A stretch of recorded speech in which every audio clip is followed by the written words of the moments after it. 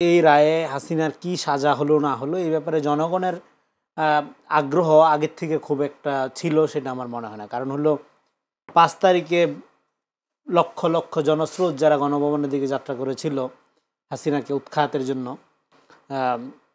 জীবনের মায়া ত্যাগ করে যারা রাস্তায় নেমেছিল, তারা আসলে রায় দিয়ে দিয়েছে হাসিনাকে, তারা কি চায়। তারপরেও এই রায়টার একটা প্রাতিষ্ঠানিক এবং আন্তর্জাতিক গুরুত্ব রয়েছে এবং সেই দিক থেকে আসলেই এটা দৃষ্টান্তমূলক। এবং অন্যান্য যারা রাজনৈতিক দল আছেন, যারা ভবিষ্যতে ক্ষমতায় যাবেন, তারা ক্ষমতায় যখন অধিষ্ঠিত হবেন, ক্ষমতায় থেকে ক্ষমতাকে জনগণের বিরুদ্ধে যেন তারা ব্যবহার না করেন, ব্যবহার করলে তার পরিণতি কী হয় তার জন্য ডেফিনেটলি একটা ঐতিহাসিক শিক্ষা বা দৃষ্টান্ত হিসেবে এই রায় কাজ করবে। অন্যদিকে এই রায়ের আন্তর্জাতিক প্রভাব, আওয়ামী লীগ একটি রাজনৈতিক দল হিসাবে তার বিচারের যে দাবি শুরুর দিক থেকে আমরা করছি, সেই দাবি এটি আরও প্রশস্ত হবে, শক্তিশালী হবে, জোরালো হবে।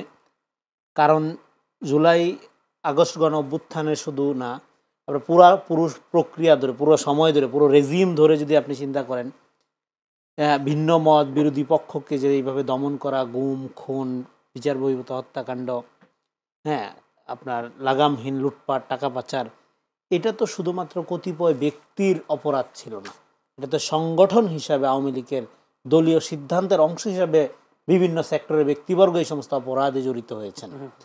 ফলে সংগঠন হিসাবে আওয়ামী লীগকে টোটাল বিচারের প্রক্রিয়া আনার আগ পর্যন্ত এইখানে আপনার বিচার কাজ সম্পূর্ণ হয়েছে এটা বলা যাবে না। ডেফিনেটলি এটা একটা অগ্রগতি, এটা একটা মাইল ফলক, এটা একটা দৃষ্টান্ত এবং এটা জাস্ট সূচনা বলবো আমরা। কারণ আমরা শুরু থেকে বলেছিলাম আওয়ামী লীগকে পুরোপুরি রিকনসিলিয়েশন করার মধ্য দিয়ে একটা আওয়ামীকরণ করতে। সমাজে রাজনীতি এবং আওয়ামী লীগ যে দুইটা আলাদা জিনিস, ফ্যাসিবাদের যে কোনো রাজনীতি থাকতে পারে না, এই জিনিসটা পরিষ্কার করা এবং এই পরিষ্কার করার জন্য একটা রিকনসিলিয়েশন প্রক্রিয়া, একটা গণতওবা প্রক্রিয়া শুরু করা এবং যারা নর্মাল আওয়ামী লীগের সমর্থক তারা যেন বুঝতে পারে যে তারা একটা ভুল মতাদর্শের খপ্পরে পড়েছিল, তাদেরকে প্রতারিত করা হয়েছে এবং এই প্রতারিত আপনার হওয়ার মধ্য দিয়ে এখনও পর্যন্ত তারা বিদেশে থেকে কিন্তু নানা রকম উস্কানি দিচ্ছে। আজকে তারা আতঙ্ক তৈরি করে, বিভিন্নভাবে জনগণের উপর হামলা চালায়, হ্যাঁ, আপনার পেট্রোল বোমা হামলা থেকে শুরু করে ককটেল বিস্ফোরণ এবং অতর্কিত চোরাগোপ্তা হামলার মধ্য দিয়ে তারা জনগণকে প্রতিপক্ষ বানাচ্ছে আজকে। ফলে জনবিরোধী এই যে গণহত্যাকারী রাজনৈতিক শক্তি, তাকে রাজনৈতিকভাবে পরাজিত করা, বিচারিক প্রক্রিয়ার মধ্যে আনার মধ্য দিয়ে একই সাথে যারা এটার অনুসারী, যারা ভুল বিশ্বাসের কারণে প্রতারিত হয়েছে তাদেরকে রাজনৈতিকভাবে এডুকেটেড করা, পুনর্বাসিত করা, গণতান্ত্রিক বাংলাদেশ নির্মাণে তাদেরকে অংশীদার বানানো, এটার জন্য রিকনসিলিয়েশন প্রক্রিয়া শুরু করা দরকার। আপনি বলছিলেন আসলে ভবিষ্যতে যারা রাজনীতি করবে, যারা ক্ষমতা আসবে, তাদের জন্য একটা শিক্ষা।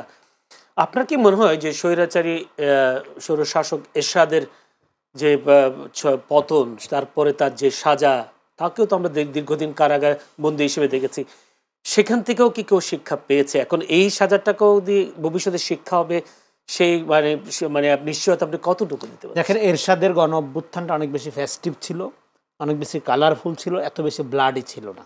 সেখানেও প্রাণক্ষয় হয়েছে, রক্তপাত হয়েছে, কিন্তু সেইটা একটা সেনাবাহিনীর রিজিম ছিল, সেটা সেনা শাসন ছিল। তারপরে সেখানে সেইটা এরশাদকে যদি আপনি ধরেন হাসিনার সাথে তুলনা করেন, তাহলে এরশাদকে শিশু স্বৈরাচার বলতে হবে।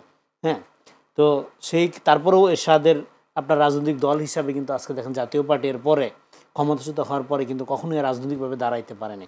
তাকে কোনো না কোনো আপনার লেজুর বৃত্তির মধ্য দিয়ে এক অর্থে রাজনৈতিক দায়ী, মানে জাস্ট তার এই প্রাতিষ্ঠানিকতা টিকায় রাখার জন্য তাকে বিভিন্ন সময় যে দালালি করতেছে, করার মধ্য দিয়ে আজকে সেও কিন্তু ফ্যাসিবাদের সহযোগী সংগঠন হিসাবে গণধৃক্ষিত। ফলে এরশাদের এই ধারাবাহিকতাই তো হাসিনা এবং হাসিনা এবং এরশাদের মধ্যে একটা ঐক্য হয়ে গেছিল, আপনারা জানেন সেটা 86 সালের দিকে। তো সেইটার ধারাবাহিকতাই কিন্তু আসলে আপনি বলতে পারেন যে এই গণ অভ্যুত্থান, মানে ইভেন প্রত্যেকটা গণ অভ্যুত্থানের একটা ধরেন যে ন্যাশনাল ক্যারেক্টার থাকে।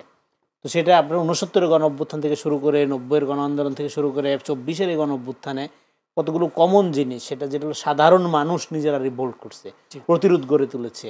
সেদিক থেকে এটা আপনি যদি মনে করেন যে হ্যাঁ ঐতিহাসিক শিক্ষা কতখানি হবে না হবে। আরেকটা ব্যাপার ফান্ডামেন্টাল পার্থক্য যে এরশাদের ক্ষমতা পতন মানে ক্ষমতাচ্যুতির পরে কিন্তু অভ্যুত্থানের মধ্যে দিয়ে কোনো রাজনৈতিক দল গঠন হয়নি, হ্যাঁ, নতুন রাজনৈতিক দলের জন্ম হয়নি। ফলে পুরনো সেটেলমেন্টেই এরশাদের একটা বিচার ব্যবস্থার মধ্য দিয়ে এরশাদকে দ্রুত এবং সেই ইমিডিয়েট রাজনৈতিক মানে নির্বাচন যেটা হয়েছিল পরে, সেই নির্বাচনে কিন্তু সে জেলে থেকে অংশগ্রহণ করেছিল, তার দল আসনও পেয়েছিল।